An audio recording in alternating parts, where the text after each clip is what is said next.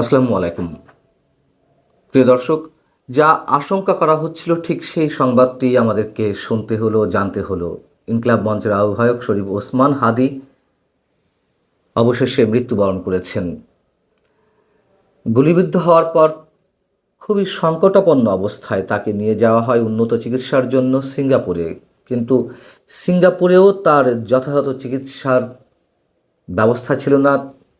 তার যে শারীরিক অবস্থা ছিল তার জন্য তাকে সেখান থেকে লন্ডনে নিয়ে যাওয়ারও কথাবার্তা চলছিল, কিন্তু তার আগেই সিঙ্গাপুরে চিকিৎসাধীন অবস্থায় বৃহস্পতিবার রাত 9:45টার দিকে তিনি মারা যান। অবশ্যই আমরা আমাদের পক্ষ থেকে শোক জানাচ্ছি এবং অবশ্যই তার হত্যাকারীদের দৃষ্টান্তমূলক শাস্তির দাবি জানাচ্ছি। ওসমান হাদি সম্পর্কে প্রধান উপদেষ্টার প্রেস উইং বুধবারই একটি বিজ্ঞপ্তি দেয় এবং সেখানে জানানো হয় যে গুলিবিদ্ধ ওসমান হাদির শারীরিক অবস্থা অত্যন্ত সংকটাপন্ন। একই সঙ্গে খোদ প্রধান উপদেষ্টা ডক্টর মোহাম্মদ ইউনূস হাদিকে কেন্দ্র করে যে কোনো অনাকাঙ্ক্ষিত খবর যদি আসে সেক্ষেত্রে দেশবাসীর সবাইকে শান্ত থাকার আহ্বান জানিয়েছেন। প্রধান উপদেষ্টার প্রেস উইংয়ের এই সংবাদ এবং প্রধান উপদেষ্টার এই আহ্বানের পর সামাজিক যোগাযোগ মাধ্যমে তার জীবন নিয়ে এক ধরনের শঙ্কা বাড়তে থাকে এবং নানান ধরনের গুঞ্জনও আমরা শুনতে পেয়েছি, চারদিক থেকে দেখতে পেয়েছি। কিন্তু প্রশ্ন হচ্ছে, বাংলাদেশে যে প্রতিহিংসা রাজনীতি চলছে তার অবসান কবে হবে? প্রিয় হোক কিংবা অপ্রিয় হোক, বাস্তবতা হচ্ছে প্রতিহিংসার এই রাজনীতি খুব সহজেই শেষ হচ্ছে না, এটুকু আমরা চোখ বন্ধ করে বলে দিতে পারি। আমরা হাদির গুলিবিদ্ধ হওয়ার ঘটনার পরপরই দেখলাম এক ধরনের নোংরা রাজনীতি শুরু হয়ে গেল। বাংলাদেশে এই মুহূর্তে যারা রাজনীতির মঞ্চে রয়েছে সেই দলগুলোর অন্যতম প্রধান দুই দল জামায়াতে ইসলামী এবং বিএনপি একে অপরকে দোষারোপ করার চেষ্টা করলো। হাদি গুলিবিদ্ধ হওয়ার পর যখন মির্জা আব্বাস তাকে দেখতে ছুটে গেলেন হসপিটালে, তখন তাকে এক ধরনের অপমান করা হলো। ইনকিলাব মঞ্চ বা জামাত শিবিরের পক্ষ থেকে এক ধরনের গুঞ্জন তৈরি করা হলো যে এই মৃত্যুর জন্য মির্জা আব্বাস দায়ী। শিবিরের নেতা ডাকসুর ভিপি সাদিক কায়েম তিনি তো রীতিমতো স্ট্যাটাস দিয়ে দিলেন মির্জা আব্বাসকে কেন্দ্র করে যে এই শহর থেকে গ্যাংস্টার উৎখাত করা হবে, হাদির হত্যার বদলা নেওয়া হবে। আরও নানান ধরনের স্ট্যাটাস সামাজিক যোগাযোগ মাধ্যমে আমরা দেখলাম, বক্তব্য বিবৃতি পেলাম। এবং এই বিষয়টি নিশ্চয়ই বিএনপির জন্য বিব্রতকর, যেহেতু মির্জা আব্বাস সাহেব ঢাকা ৮ আসন থেকে প্রতিদ্বন্দ্বিতা করবেন বিএনপির হয়ে। সেই আসন থেকে সম্ভাব্য স্বতন্ত্র প্রার্থী ছিলেন ওসমান হাদি। একটা পর্যায়ে আমরা দেখলাম যে বিএনপির পক্ষ থেকেও পাল্টা আঘাত আসা শুরু করলো, পাল্টা বক্তব্য আসা শুরু করলো জামাত শিবিরের উপরে। সবচেয়ে বড় কথা হচ্ছে যে হাদির একটা সন্তান রয়েছে, তার বয়স 10 মাস।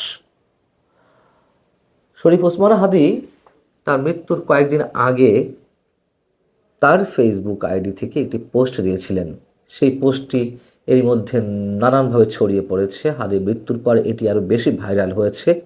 আমি শুধু সঙ্গত কারণে সেই পোস্টটির অংশে বিশেষ একটু উল্লেখ করতে চাই। আপনারা হয়তো অনেকেই দেখেছেন সেই পোস্টটি। সেখানে হাদি লিখছিলেন যে মৃত্যুর ফয়সালা জমিনে নয় আসমানে হয়। আমি চলে গেলে আমার সন্তান লড়বে, তার সন্তান লড়বে। যুগ হতে যুগান্তরে আজাদের সন্তানরা স্বাধীনতার পতাকা সমুন্নত রাখবেই। মৃত্যুর ভয় দেখিয়ে লাভ নেই, আমরা তো শাহাদাতের জন্য মায়ের উদার হতে পৃথিবীতে পা রেখেছি। এই কথার পরে আর কোনো কথা থাকে না। হাদির রাজনৈতিক আদর্শের সাথে হাদির রাজনৈতিক যেই স্টাইল বা তার যে বক্তব্য, তার সাথে অনেকের দ্বিমত থাকতেই পারে, অস্বাভাবিক কিছু নয়। সবাই একমত হলে তো আর রাজনীতি থাকতো না, এত দ্বন্দ্ব প্রতিযোগিতা এগুলো থাকতো না। দ্বন্দ্ব থাকবে, প্রতিযোগিতা থাকবে, সব কিছু থাকবে, কিন্তু প্রতিহিংসার রাজনীতি আমরা চাই না। ওসমান হাদি যখন জীবন মৃত্যুর সন্ধিক্ষণে তিনি বাঁচবেন কি মৃত্যুকে আলিঙ্গন করে নেবেন এমন প্রশ্ন যেমন যখন চারিদিকে, ঠিক সেই মুহূর্তে হাদিকে কেন্দ্র করে সাবেক উপদেষ্টা মাহফুজ আলম একটি বক্তব্য দিলেন যে আর একটা লাশ ফেললে পাল্টা লাশ দেয়া হবে। হাদি গুলিবিদ্ধ হওয়ার ঘটনাকে কেন্দ্র করে সাংবাদিকদের প্রশ্নের জবাবে প্রধান নির্বাচন কমিশনার বলেছিলেন, এটা কোনো বিষয় না, এরকম দু একটা খুন খারাপি নির্বাচন এলে হতেই পারে।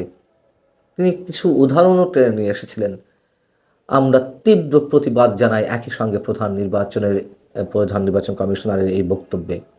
আমি এর আগেও এই সম্বন্ধে কথা বলেছি। আর একটা লাশও, আর একটা গুলির ঘটনাও আমরা দেখতে চাই না, জানতে চাই না। হাদির আত্মা শান্তি পাক। বাংলাদেশের রাজনীতি থেকে সব ধরনের প্রতিহিংসার নির্মূল হোক।